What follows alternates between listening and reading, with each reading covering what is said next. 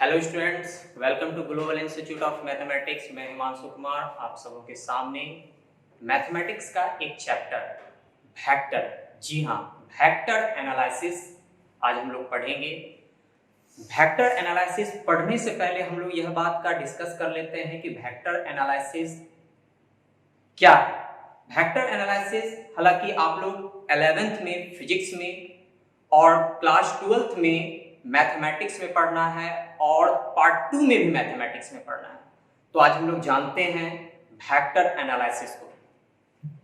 Vector analysis, sir robin Hamilton was the first mathematician to introduce a theory in mathematics each called quaternion theory, which today in similar form is known as vector analysis या vector algebra। कहने का मतलब robin Hamilton first mathematician थे जिन्होंने mathematics में एक theory को बतलाया और उस थ्योरी का नाम उन्होंने क्वार्टेनियन थ्योरी रखा। लेकिन अब उसी थ्योरी को हम लोग वेक्टर एनालिसिस या वेक्टर अलजेब्रा के नाम से जानते हैं। ये रॉबिन हैमिल्टन का कहना था। दूसरे साइंटिस्ट का नाम है Rene Descartes. Rene Descartes was the first mathematician who resolved the vector into 3 linear component. That means Rene Descartes जो है वेक्टर को 3 लीनियर कंपोनेंट में बांटने का कॉन्सेप्ट, दैट मींस जो हम लोग वेक्टर को आई जे के ये 3 यूनिट वेक्टर में जो बांटते हैं उसको बतलाने वाले रेने डेकार्ट्स थे। तो हम लोग कह सकते हैं पूरी थ्योरी से कि रॉबिन हैमिल्टन और रेने डेकार्ट्स के द्वारा ही पूरा वेक्टर को बतलाया गया। चलिए हम लोग जानते हैं कि फिजिकल क्वांटिटी होता क्या है। फिजिकल क्वांटिटी, फिजिकल क्वांटिटी को समझेंगे कि फिजिकल क्वांटिटी कहते हैं किसको है। फिजिकल क्वांटिटी वैसे क्वांटिटी को कहा जाता है जिसको आप माप सकते हैं। एक quantity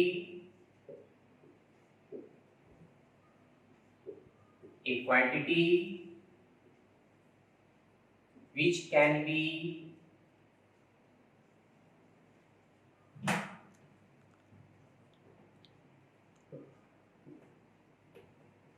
measured is called physical quantity. तो हम लोग फिजिकल क्वांटिटी को समझेंगे कि फिजिकल क्वांटिटी कहते किसको है। तो क्लियर हो चुका है कि फिजिकल क्वांटिटी वैसे क्वांटिटी को कहा जाता है जिसको आप माप सकते हैं, वैसा क्वांटिटी फिजिकल क्वांटिटी कहलाता है। आइए एक एग्जांपल से हम लोग समझेंगे। फिजिकल क्वांटिटी कह सकते हैं हम लोग मास, द्रव्यमान, दैट मींस ये एक फिजिकल क्वांटिटी है। वेलोसिटी, स्पीड, फोर्स, etc, ये सारा फिजिकल क्वांटिटी। रियली में फिजिकल क्वांटिटी 3 टाइप्स का होता है, लेकिन फिलहाल अभी हम लोग 2 ही तरह का फिजिकल क्वांटिटी को समझेंगे। आइए पहले हम लोग समझते हैं फिजिकल क्वांटिटी का टाइप्स क्या होता है। Physical quantity, physical quantity really में फिजिकल क्वांटिटी 3 टाइप्स का मिलेगा। पहला स्केलर, दूसरा वेक्टर और तीसरा टेंसर। हालांकि 11th और 12th में, जहां तक हम लोग 12th की बात करते हैं, 12th में हम लोगों को स्केलर और वेक्टर क्वांटिटी को ही जानना है। हम लोग टेंशन को भी पढ़ेंगे, पहले ये 2 बात को जान लेते हैं। आइए सबसे पहले हम लोग जानते हैं स्केलर क्वांटिटी। स्केलर क्वांटिटी होता क्या है।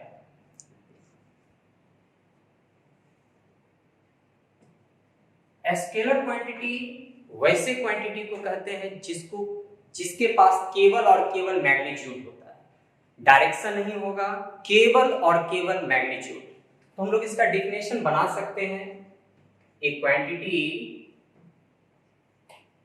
Quantity having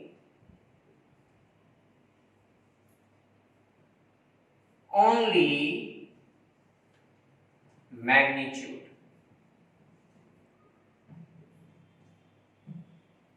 but not direction। वैसा क्वांटिटी जिसके पास केवल और केवल मैग्नीट्यूड हो, डायरेक्शन ना हो, वैसा quantity is called scalar quantity. वैसा क्वांटिटी स्केलर क्वांटिटी कहलाएगा। तो फिर से हम लोग एक बार जानते हैं कि स्केलर क्वांटिटी होता क्या है। ए क्वांटिटी हैविंग ओनली मैग्नीट्यूड, वैसा क्वांटिटी जिसके पास केवल और केवल मैग्नीट्यूड हो, डायरेक्शन ना हो, वैसे क्वांटिटी को हम लोग स्केलर क्वांटिटी कहेंगे। आप एक एग्जांपल पे इसको समझ सकते हैं। मास के पास केवल और केवल मैग्नीट्यूड है, डायरेक्शन नहीं है, दैट मींस ये क्वांटिटी स्केलर क्वांटिटी कहलाएगा। स्पीड, जब आप स्पीड की बात करते हैं तो उसमें कोई डायरेक्शन नहीं हो, तो दैट मींस ये क्वांटिटी जो होगा हमारा स्केलर क्वांटिटी कहलाएगा।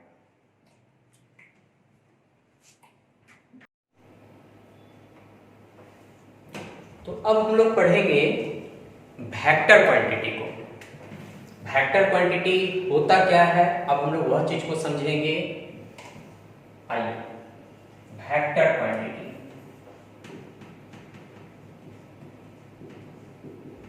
वेक्टर क्वांटिटी क्या होता है?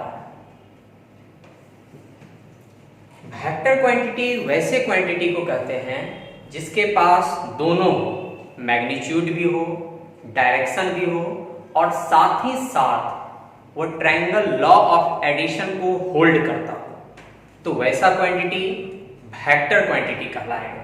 आते हैं हम लोग डेफिनेशन पे। ए quantity having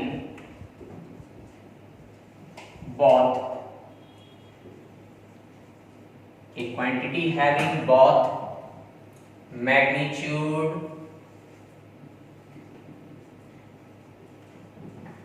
and direction and also of a triangle law of addition is called vector quantity. तो आइए फिर से हम लोग समझेंगे कि वेक्टर क्वांटिटी होता क्या है। वैसा क्वांटिटी जिसके पास दोनों मैग्नीट्यूड भी हो, डायरेक्शन भी हो, और साथ ही साथ वह त्रिभुज के जोड़ के नियम को होल्ड करता है, वैसा क्वांटिटी वेक्टर क्वांटिटी कहलाएगा। जैसा कि हम लोग कह सकते हैं एग्जांपल के तौर पर, वेलोसिटी वेग, फोर्स, जब फोर्स कहते हैं तो वहां पे पता चलता है कि कितना न्यूटन का बल लग रहा है, फोर्स, एक्सेलरेशन, etc। ये तीन क्वांटिटी को फिलहाल हम लोग कह सकते हैं वेक्टर क्वांटिटी। तो आइए फिर से एक बार इसको हम लोग समझते हैं। कहीं पे किसी को भी कोई तरह का प्रॉब्लम नहीं होना चाहिए कि वेक्टर क्वांटिटी होता क्या। काफी आसान है हमारा वेक्टर। वेक्टर क्वांटिटी वैसे क्वांटिटी को कहा जाता है जिसके पास मैग्नीट्यूड हो, डायरेक्शन हो, और साथ ही साथ वह ट्रायंगल लॉ ऑफ एडिशन को होल्ड करता हो, वैसा क्वांटिटी वेक्टर क्वांटिटी कहलाएगा। Velocity, force, acceleration, etc. ये सारा वेक्टर क्वांटिटी का एक एग्जांपल है। अब हम लोग स्केलर क्वांटिटी को समझ चुके हैं, वेक्टर क्वांटिटी को समझ चुके हैं। अब हम लोग ये समझेंगे कि वेक्टर को रिप्रेजेंट कैसे किया जाए। आखिर वेक्टर को दिखलाने के लिए, दर्शाने के लिए किस लाइन का यूज किया जाता है, आप हम लोग वह चीज को समझेंगे। रिप्रेजेंटेशन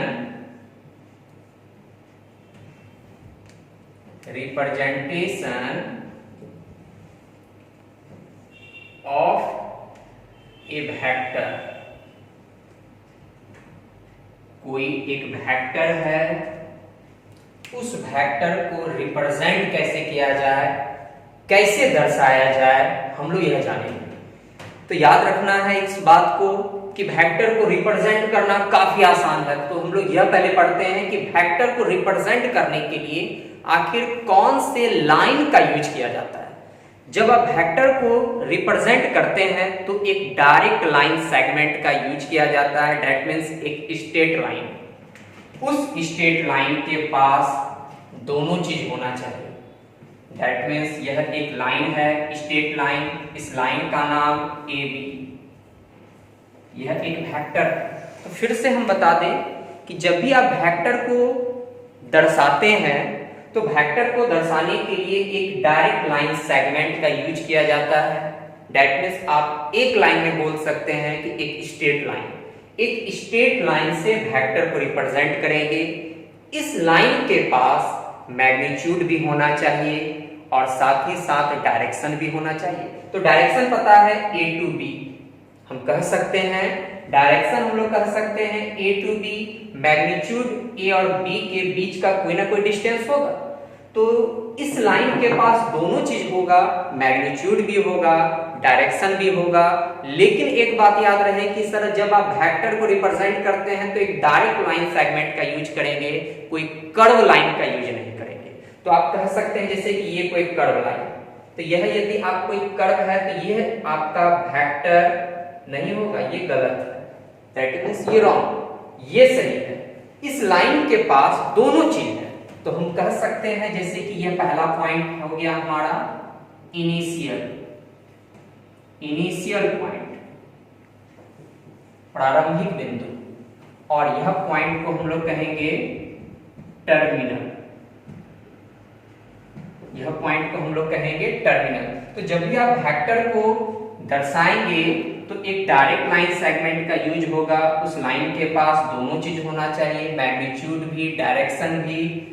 या तो आप टर्मिनल कहेंगे इसको, या आप इसका एक और नाम दे सकते हैं फाइनल। ये दो बात एक ही चीज को रिप्रेजेंट करता है, दैट मीन्स इनिशियल, जहां से हम लोग वेक्टर को लिखना स्टार्ट करेंगे, रिप्रेजेंट करवाना स्टार्ट करेंगे, वह पॉइंट इनिशियल कहलाएगा, और लास्ट वाला पॉइंट जो होगा फाइनल होगा। इसका डायरेक्शन ए बी। आइए अब हम लोग पढ़ते हैं कि वेक्टर का टाइप्स, वेक्टर कितने टाइप्स के होते हैं और सभी का डिफिनेशन विद एग्जांपल। सबसे पहले हम लोग स्टार्ट कर लेते हैं बेसिक काइंड्स ऑफ वेक्टर्स। हालांकि वेक्टर्स कितने तरह के होते हैं तो एक एक बात को हम लोग पढ़ते हैं। पहले सबसे पहला हम लोग स्टार्ट करते हैं जीरो वेक्टर। जीरो वेक्टर जिसको कि आप नल वेक्टर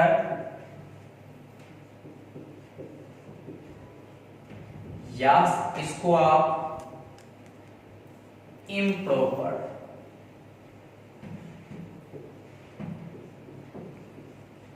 आप कुछ भी कहें, या तो आप जीरो वेक्टर कहें, नल वेक्टर कहें या इम्प्रॉपर वेक्टर कहें, तीनों में से कुछ भी कर सकते हैं। दूसरा प्रॉपर वेक्टर, दूसरा proper vector, unit vector,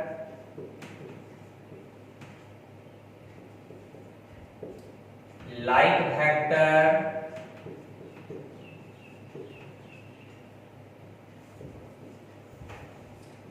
unlike vector,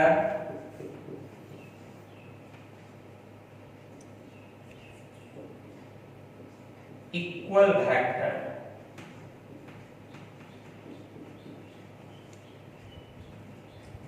equal vector,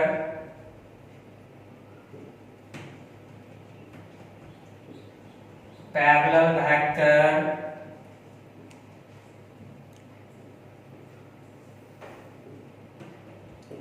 collinear vector,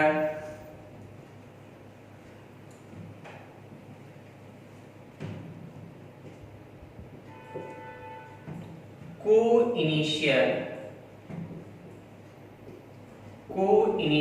vector, coplanar vector,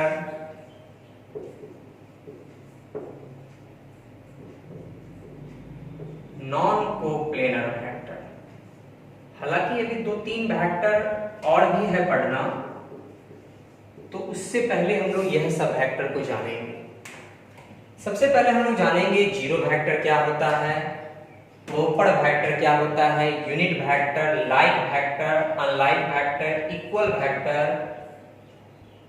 parallel vector, collinear vector, coinitial vector, coplanar, non coplanar vector. तो हालांकि इतना टाइप्स का हम लोगों को वेक्टर है पढ़ना, लेकिन इसके अलावा भी 4 वेक्टर है पढ़ना, और इसमें से सबसे ज्यादा अप्लाई कौन सा वेक्टर का किया जाता है हम लोग वह देखते हैं। एग्जाम में पूछा कौन सा वेक्टर हो जाता है ज्यादातर।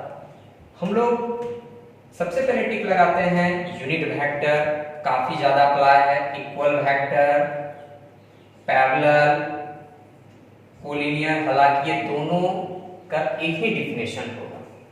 चलिए आगे हम लोग पढ़ेंगे coplanar vector, non coplanar vector. जितने वेक्टर पे हमने टिक लगाया है वो सारा वेक्टर से एग्जाम में काफी सवाल पूछा जाता है।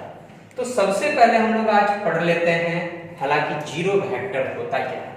आइए यहीं से स्टार्ट करेंगे हम लोग। पहला जीरो वेक्टर। जीरो वेक्टर होता क्या है? जीरो वेक्टर वैसे वेक्टर को कहा जाएगा जिसका magnitude zero. A vector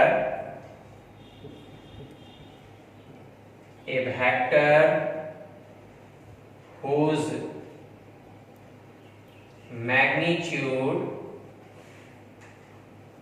is zero. A vector whose magnitude is zero is called zero vector. वैसा वेक्टर जिसका मैग्नीट्यूड जीरो हो, वैसे वेक्टर को हम लोग जीरो वेक्टर के नाम से जानेंगे। जीरो वेक्टर को which is denoted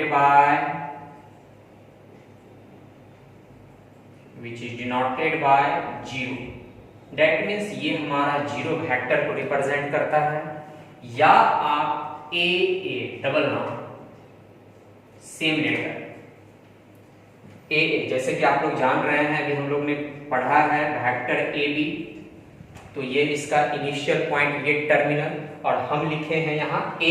that mean initial और टर्मिनल दोनों एक। जैसे ए का मतलब हो गया क्या कि ये बी जो है टोटल ए के जगह पर आ जाएगा, तो इसको आप ए के नाम से जानेंगे, बी भी बोल सकते हैं, etc।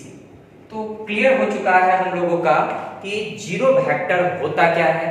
जीरो वेक्टर वैसे वेक्टर को कहा जाता है जिसका मैग्नीट्यूड जीरो हो, वैसा वेक्टर जीरो वेक्टर कहलाता है। जीरो वेक्टर को जीरो वेक्टर या A B C dot dot dot etc से आप रिप्रेजेंट कर सकते हैं, डिनोट कर सकते हैं। तो हम लोग जीरो वेक्टर को जान चुके हैं कि जीरो वेक्टर होता क्या है। अब हम लोग उसके बाद पढ़ेंगे प्रॉपर वेक्टर। आइए 2 नंबर में हम लोग प्रॉपर वेक्टर को जानते हैं। प्रॉपर वेक्टर प्रॉपर वेक्टर होता क्या है? वैसा वेक्टर जो जीरो वेक्टर के अलावा कोई वेक्टर हो, दैट मीन्स जिसका मैग्नीट्यूड जीरो ना हो। कह सकते हैं vector other than zero vector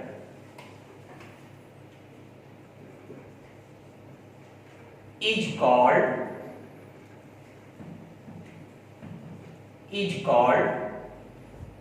proper vector.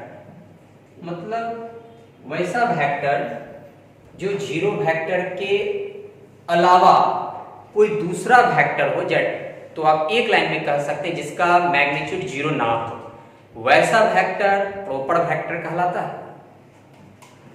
आइए हम लोग आप जानते हैं यूनिट वेक्टर को।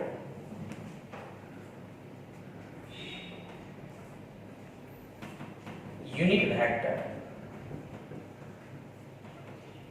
वेक्टर होता क्या है? तो हम लोग हर एक वेक्टर के डिफिनेशन को जो जानेंगे, हम लोगों का कोशिश रहेगा कि उस वेक्टर के नाम से ही उसके डिफिनेशन को हम लोग तैयार कर लें। तो यूनिट वर्ड से ये पता चल रहा है एक, तो आप कह सकते हैं वैसा वेक्टर जिसका मैग्नीट्यूड एक हो, यूनिटी हो, वैसे वेक्टर को यूनिट वेक्टर कहा जाता है। Vector whose magnitude is unity, that means one. Vector whose magnitude is unity is called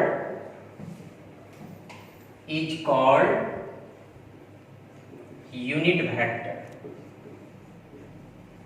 वैसा वेक्टर जिसका मैग्नीट्यूड वन हो, वैसे वेक्टर को यूनिट वेक्टर कहा जाता है। यूनिट वेक्टर को n कैप से रिप्रेजेंट करते हैं, which is denoted by n cap, जिसको हम लोग n कैप से रिप्रेजेंट करेंगे। कैप लग गया तो वह यूनिट वेक्टर को रिप्रेजेंट करेगा, दैट इज आप कह सकते हैं n कैप। n कैप एक यूनिट वेक्टर है। इसका मैग्नीट्यूड निकालने के लिए हम लोग मॉड लगाएंगे। मॉड रिप्रेजेंट करता है मैग्नीट्यूड को, that means mod of n cap का रिजल्ट 1। मॉड लगना मैग्नीट्यूड को रिप्रेजेंट करेगा। तो हम लोग स्टार्टिंग में ही पढ़ चुके थे कि यूनिट वेक्टर को तीन टुकड़ा में बांटा गया है, that means i, j, k, ये तीनों यूनिट वेक्टर है। आप कह सकते हैं फिगर के तौर पर x axis, y axis, z axis. x axis, y axis, z axis, सारा एक्सिस एक दूसरे पर 90 डिग्री के एंगल पर खड़ा है। x एक्सिस, y एक्सिस एक दूसरे के 90 डिग्री पर है, y और z भी 90, z और x भी 90 डिग्री के एंगल पर खड़ा है। ये 3D की बात है। ये हो गया हमारा x के लिए लेंगे हम लोग i यूनिट वेक्टर, y के लिए लेंगे j यूनिट वेक्टर और z एक्सिस के लिए हम लोग लेंगे k यूनिट वेक्टर।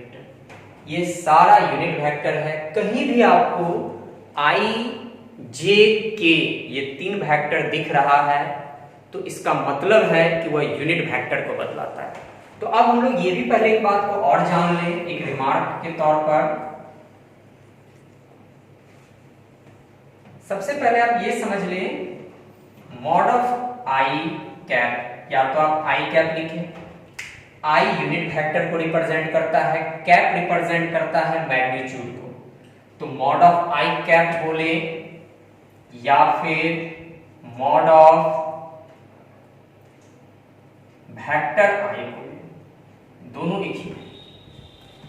ये i हमारा यूनिट वेक्टर है, मैग्नीट्यूड मॉड मैग्नीट्यूड को रिप्रेजेंट करता है, यूनिट वेक्टर का magnitude 1, that means mod of I cap equals to 1। Similarly आप जे की भी बात कर सकते हैं, जे कैप जिसको कि आप वेक्टर जे भी बोल सकते हैं, इसका भी मैग्नीट्यूड 1। और एक लास्ट मॉड ऑफ के कैप जिसको कि आप वेक्टर के भी बोल सकते हैं, इसका भी रिजल्ट 1। तो फिर से हम लोग एक बार रिपीट करते हैं यूनिट वेक्टर को। यूनिट वेक्टर वैसे वेक्टर को कहते हैं जिसका मैग्नीट्यूड 1 हो, उसको यूनिट वेक्टर कहा जाता है। यूनिट वेक्टर को एन कैप से रिप्रेजेंट कर सकते हैं। एन कैप यूनिट वेक्टर को रिप्रेजेंट कर रहा है, एन कैप यूनिट वेक्टर को रिप्रेजेंट कर रहा है, और ये मॉड लगना, ये मॉड लगना, ये मैग्नीट्यूड को रिप्रेजेंट कर रहा है। तो आप कह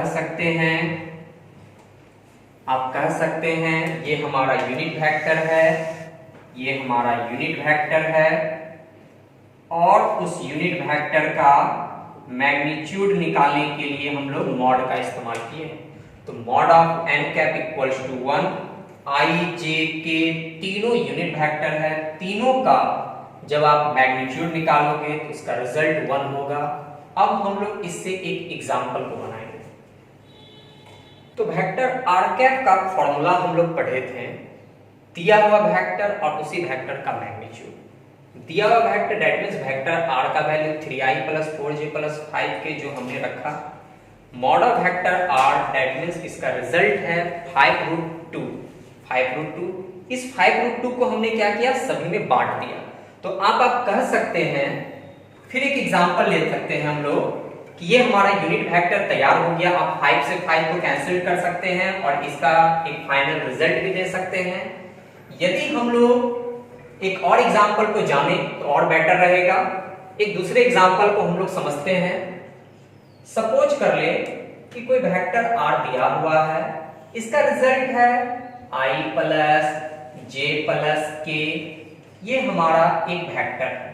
इस वेक्टर का यूनिट वेक्टर निकालना है। तो यूनिट वेक्टर निकालने के लिए सबसे पहले हम लोगों को क्या निकालना पड़ता है, मैग्नीट्यूड। तो हम लोग मैग्नीट्यूड निकालेंगे।